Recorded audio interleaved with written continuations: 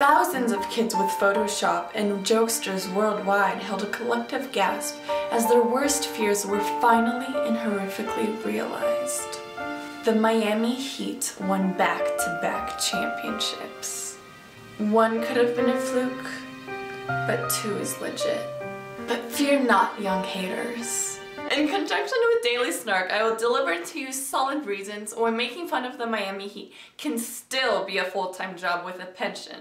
So rejoice and listen up. Number 6. Their fans. I'll admit, my friends, Miami Heat fans were much more enthusiastic than I expected during the 2013 NBA playoffs. And by far more enthusiastic, I mean, they sounded a wee bit louder than a Bobcat vs. Cavs preseason match held at midnight. This is a fan base that still shows up late to big games because they couldn't find their favorite Pitbull CD. They look disinterested while they're actually in their seats since they aren't drunk out of their minds off of chilled mojitos. And they leave early to beat traffic so they can catch their beloved Keeping Up with the Kardashian marathon reruns. Despite having the league's best player who just won another MVP and other high-flying stars, the Heat still have trouble selling out regular season games. Hell, even during this year's championship runs, their fans left Game 6 of the NBA Finals early! It took Chris Bosh, of all people, to tell the bandwagon fans to stay home.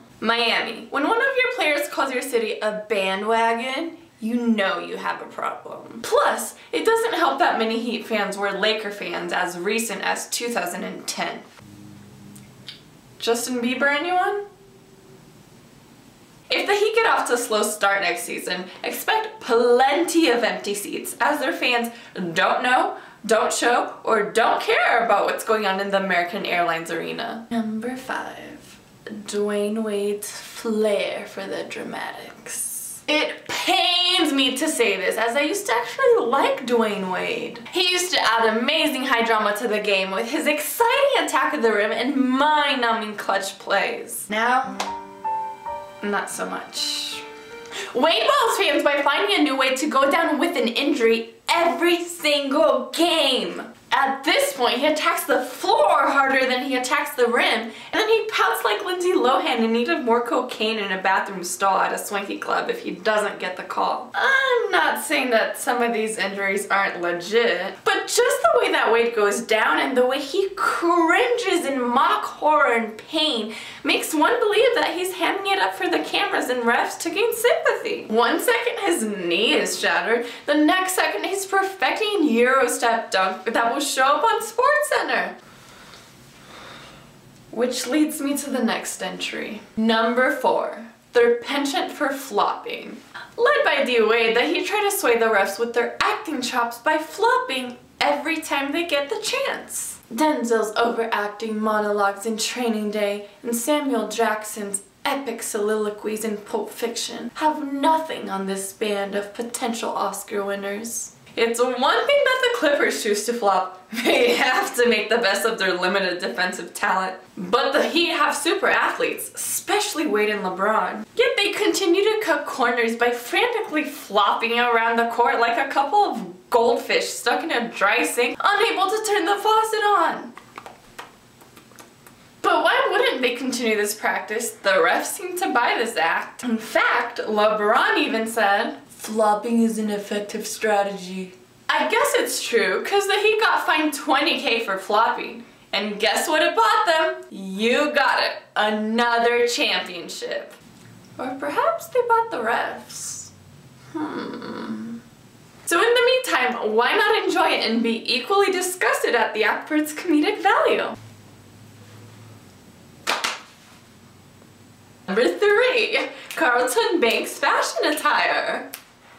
Unfortunately, nerd fashion is all the rage among NBA players, and very few teams do it better than the Miami Heat. It's as if the Big Three studied episodes of Fresh Prince of Bel-Air and replicated every last piece of Carlton's wardrobe.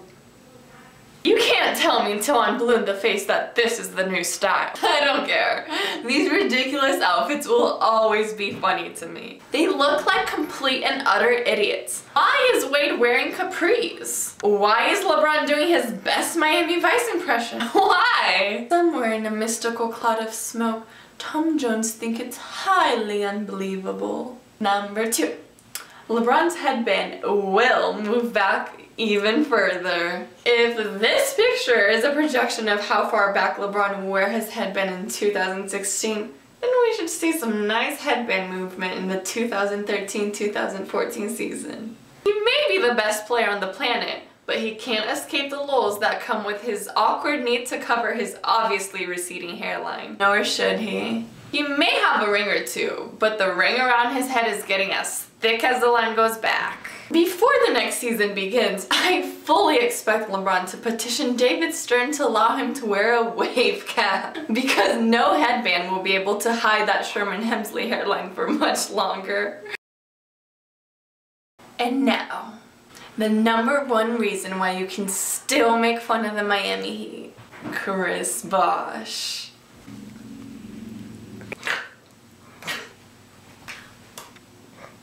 He is the one shining beacon of pure comedy in human form on the Heat roster. Well, he seems like a genuinely good guy. But Chris Bosh makes it easy to be made fun of with his so many emotionally inappropriate reactions to a variety of situations in his life. His failure to secure a deal for Jurassic Park 4, his unbridled love of perfume-scented candles, his unflinching desire to be a guest on Basketball Wives. The list grows bigger and bigger each year. Not only were hundreds of his personal purses stolen from his house, but Lil Wayne came out saying he banged Bosh's wife. Whoa. And even in becoming a champion, Bosh always gives the world something heartily to laugh at. Last year was the champagne shower. This year he gave even more. The confetti cum shot. Enough said. So enjoy, Heat haters. There is plenty for you to continue to laugh at.